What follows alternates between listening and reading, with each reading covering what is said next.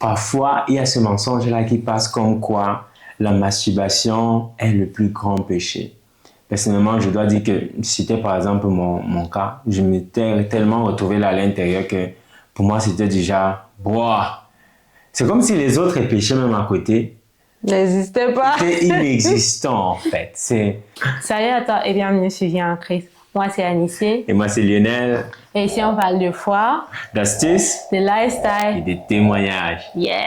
Et si ce contenu t'intéresse, n'hésite pas à t'abonner. Aujourd'hui, on se retrouve pour une vidéo, c'est des mensonges de l'ennemi relatifs à la masturbation. Lionel et moi étant des personnes qui sont aussi passées par là, on s'est rendu compte que parfois l'ennemi nous ment simplement sur certaines choses, ce qui nous fait davantage sombrer dans le péché en fait, au lieu de reconnaître plutôt ce que Dieu dit. On avait prévu faire cette vidéo depuis, mais nous n'avons pas pu la faire jusqu'ici, mais par la grâce de Dieu, aujourd'hui on l'a fait enfin cette vidéo. Yes. Et on commence avec le premier point. Baby, tu veux commencer? Il y a vraiment certainement plusieurs autres points que seulement ceux-ci-là qu'on va énumérer ici. Mais j'aimerais prendre le premier. Le tout premier, je suis sûr que ça arrive à tout le monde qui a déjà eu à traverser ça. On s'est dit, Dieu ne m'aime plus. Dieu ne m'aime plus.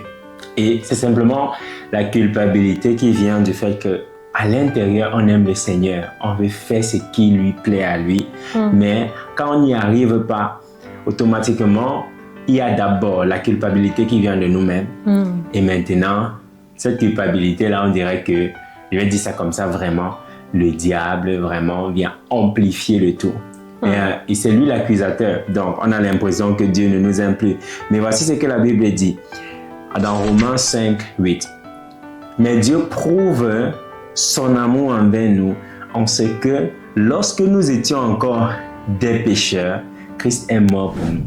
Ça veut dire que lorsque on n'était pas encore en train de faire des efforts quelconques pour plaire à Dieu, Christ est déjà mort. Il est mort pour nous là-bas. Ça montre à quel point Dieu nous connaît. Il sait qu'on ne peut pas lutter contre le péché et avoir la victoire. C'est pourquoi il a permis à ce que son Fils puisse mourir à la croix pour vaincre le péché afin de nous donner cette victoire-là. Amen.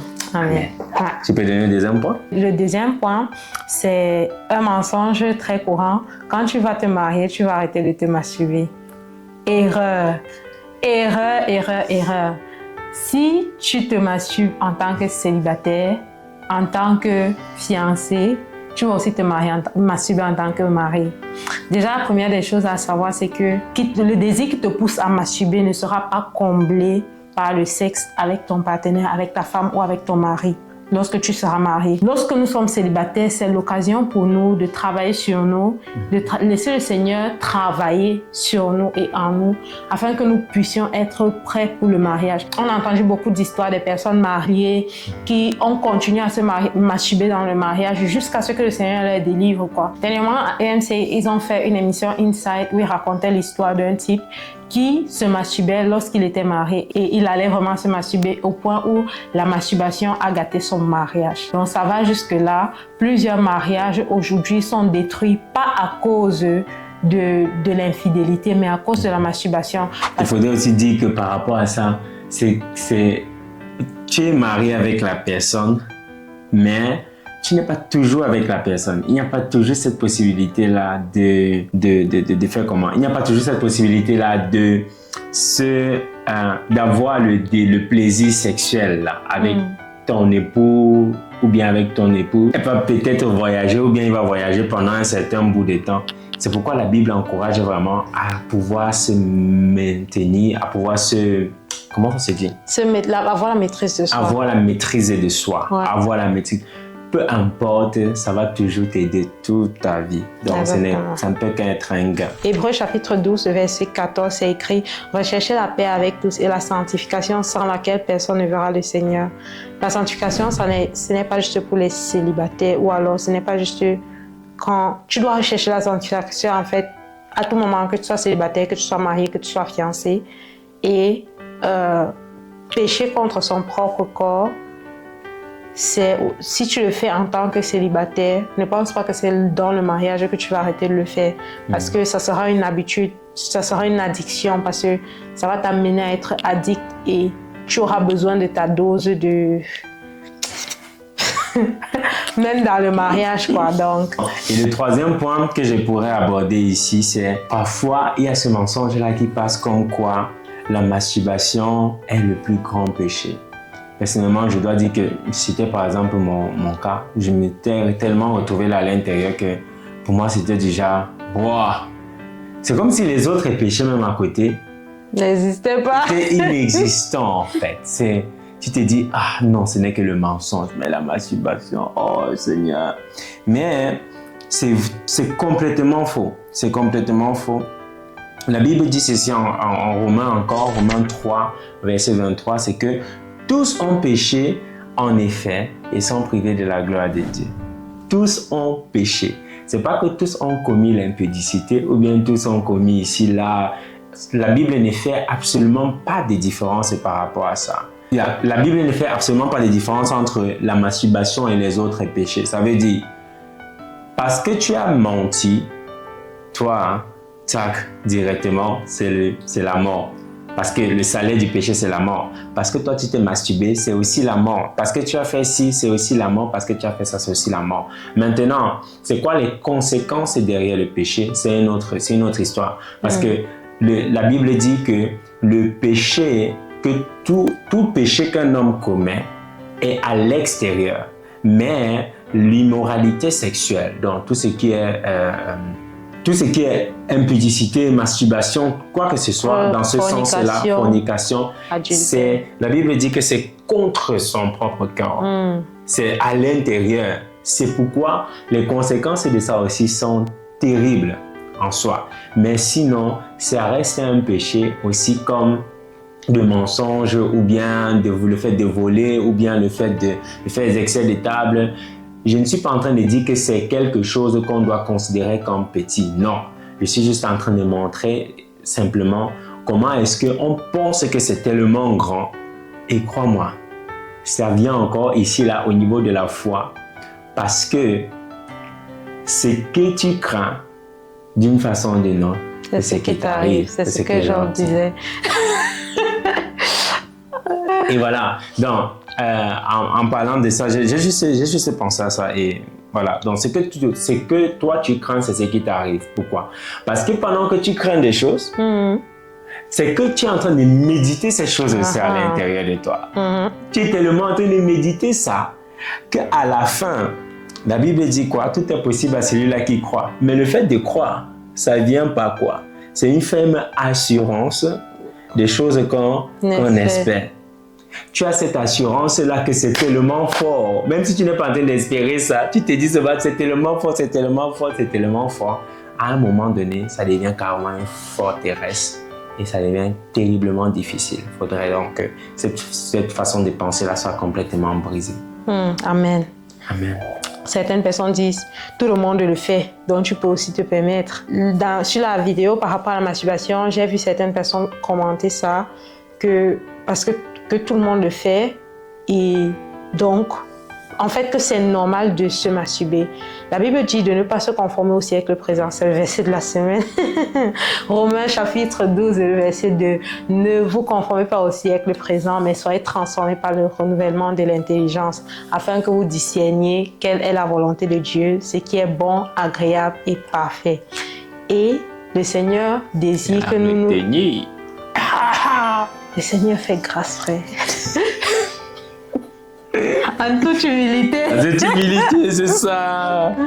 Le Seigneur veut que nous ne nous conformions pas au siècle présent, aux mœurs de ce monde, mais que nous nous conformions à la parole de Dieu et à ce que le Saint-Esprit nous enseigne en fait.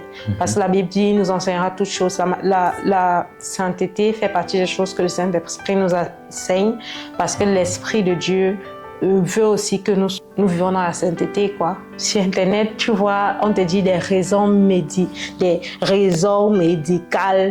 pourquoi c'est bien de se masturber. Gars, on m'a eu avec. Ouais. Non, sérieux, j'étais dans un monde, j'étais à un point où un aîné, quelqu'un à qui je faisais confiance, m'a carrément enseigné et m'a envoyé même une longue liste sur 15, ou bien c'était combien de raisons? Je ne sais pas, c'était 20 raisons pour se masturber. Mais tout ça, c'est du n'importe quoi. Parce que vraiment, déjà, accepter ces choses-là, c'est par exemple déjà se conformer au monde, de un. Et de deux, les gens vous disent, voici les avantages. Mais est-ce que, même scientifiquement parlant, ils ont regardé les inconvénients? Parfois, on regarde juste ces raisons pour nous donner des raisons pour pécher. Mais en fait, il ne devrait pas avoir des raisons. En fin de compte, c'est Dieu qui nous a créés. C'est lui qui nous a fait, en fait. Et il connaît ce qui est bon pour nous. Et cela se trouve dans la parole de Dieu. Cela ne se trouve pas dans la connaissance des hommes et dans la science. Parce que la Bible dit que la folie de Dieu est plus sage que les hommes. Ce n'est pas les hommes qui doivent venir expliquer à une créature de Dieu comment est-ce qu'elle doit se comporter et ce qui est bien pour elle. La personne qui sait le mieux ce qui est bon pour toi, c'est Dieu. Et il te le dit dans sa parole. Et c'est à toi de suivre cela et non rechercher les bienfaits de. Le prochain point, c'est je peux me masturber en pensant à ma femme. Donc, je suis marié avec Madame X ou bien, voilà. Et puis, tout est comme on disait plus tôt, ma femme a par exemple voyagé pendant longtemps, ou bien mon mari a voyagé pendant longtemps. Et on n'est pas en mesure d'avoir l'acte sexuel là, comme ça, ensemble. Et donc, moi, je vais donc me masturber en pensant à elle. Ou bien même en l'ayant là, comme ça, en appel vidéo. Ou bien quelque chose de la sorte. C'est aussi le péché, ça. Le corps de la femme ne lui appartient plus. Et le corps du mari ne lui appartient plus aussi. Et par là, en fait, c'est que on doit, d'un commun accord, parce que Dieu a permis à ce que nous soyons une personne, d'un commun accord, on doit se donner le plaisir là. Sinon, dans le monde ici, on va rester maintenant, on va dire, ok, je sais que je vais me marier par exemple dans 2 ans. Donc, je me masturbe déjà maintenant là, je suis en train de penser à ma femme dans 2 ans. À ta fiancée. Bon, la fiancée, c'est qu'on n'est pas encore marié. Oui, mais même aussi. Ah, ok, c'est vrai. Tu vois, le lève là de devant de dire, ok, c'est ma femme maintenant oui, là, donc, tu vois. Oui, ou bien de dire que c'est ma fiancée et ça sera de toute façon ma femme dans 2-3 mois. Par exemple. Donc, je m'imagine celle-là dans 2-3 mois ou quelque chose comme ça. Non. Ce sont toujours des petits mensonges comme ça qui sont glissés là en douce et puis qui nous induisent en erreur. Exactement. Un autre point, c'est je n'offense personne, donc ce n'est pas un péché. Ce n'est pas parce que tu n'offenses pas quelqu'un en péchant que ce n'est pas péché. Et de toute façon, tu t'offenses toi-même, tu offenses Dieu, tu offenses toute l'année céleste. Et en plus, 1 Corinthiens 6, verset 18 à 20 dit « Fuyez l'impudicité, quelque autre péché qu'un homme commette. Ce péché est hors du corps, mais celui qui se livre à l'impudicité pêche contre son propre corps. Ne savez-vous pas que votre corps est le temple du Saint-Esprit qui est en vous et que vous avez reçu de Dieu et que vous ne vous appartenez point à vous-même, car vous avez été rachetés à un grand prix. Glorifiez donc Dieu dans votre corps et dans votre esprit qui appartiennent à Dieu. Amen. Si je peux ajouter quelque chose à ça. Il y a un autre texte comme ça, à 1 Corinthiens 3, verset 17, qui dit que si quelqu'un détruit le temple de Dieu, Dieu le détruira. Car le temple de Dieu est saint et c'est ce que vous êtes. J'aime ceci parce que c'est pas en train de dire que Dieu veut nécessairement nous détruire, qu'il prend plaisir à nous détruire. Mais Dieu ne veut que nous construire en fait. Et c'est que le temple de Dieu est saint et c'est ce que vous êtes. Disons que c'est ton identité. Nous sommes déjà saints. En fait, notre sainteté ne dépend pas de ce qu'on fait, ne dépend pas de nos actes, ne dépend pas de à quel point est-ce que on réussit à se garder loin du péché. Mais ça, c'est beaucoup plus la grâce qu'on accepte que Christ nous purifie de tout péché. Bon, la Bible dit que si on admet nos péchés, qu'on demande pardon, il est juste et fidèle pour nous pardonner. Et que nous avons un souverain sacrificateur auprès de Dieu. Et celui-là, c'est Jésus-Christ qui continue à prier et à intercéder pour nous auprès du Père. Donc, c'est notre espérance. Et surtout qu'il nous comprend également. Exactement. Parce que lui aussi, il a été, il a été tenté à toutes les échelles. Et pour conclure cette vidéo, j'aimerais te dire, si tu pêches, ça ne fait pas de toi une personne de moindre. Ça, je disais, tu n'es pas défini aux yeux de Dieu par ton péché. Tu n'es pas défini aux yeux de Dieu par ce que tu vis dans la sanctification ou parce que tu n'y arrives pas en fait. C'est la grâce de Dieu qui te porte et c'est la grâce de Dieu qui te permet de rester debout pour toi qui es debout. Et c'est la grâce de Dieu qui te permettra de rester debout pour toi qui es tombé. Donc ne l'oublie pas, le Seigneur t'aime, même si tu pêches, même si tu as péché. Son amour pour toi ne change pas en fait. Et la Bible dit dans Romains 8, le verset 1, il n'y a plus de condamnation pour ceux qui sont en Jésus-Christ. L'ennemi ne peut plus te condamner. L'ennemi ne peut plus et ne doit plus te condamner parce que tu as péché en fait. Si tu pêches, la Bible dit, si nous péchons, nous avons un souverain sacrificateur auprès de Dieu, Jésus-Christ. Et il intercède, il implore le Père pour nous. Tu pêches, tu te lèves, tu pars, tu demandes pardon à Dieu et tu continues d'avancer. Une chose aussi que je voulais évoquer, c'est ne néglige pas les petits pas que tu fais hors du péché. Je veux dire, parfois, certaines personnes ont une délivrance instantanée. Du jour au lendemain, ils ne pêchent plus ou bien ils n'ont plus le désir pour telle chose et tout. Mais pour d'autres personnes, ce n'est pas le cas. Parfois, tu es en train de faire les pas. J'ai aimé qu'ils ont dit ça à EMCI TV. Tu es en train de faire des petits pas hors du péché. Et tu ne dois pas le négliger. Ça veut dire, par exemple, hier, ou bien il y a de cela un mois, tu te masturbais 7 fois par jour. Et aujourd'hui, tu te masturbes juste 3 fois par semaine. C'est un progrès. Glorifie le Seigneur pour le progrès. Continue à espérer et avancer. Et lorsque tu vois le progrès, tu sais que tu es en fait en train de tomber vers la sortie, quoi. Et il ne faut pas négliger ça. Que le Seigneur te fortifie, qu'il te donne vraiment de pouvoir t'attacher à ses promesses et de pouvoir vaincre parce que Christ a déjà vaincu pour toi à la croix de Golgotha. C'est tout pour cette vidéo. Que le Seigneur te bénisse et on se retrouve bientôt pour une nouvelle vidéo par la grâce de Dieu. N'oublie pas de liker, de t'abonner, de partager autour de toi pour fortifier les frères et sœurs dans le Seigneur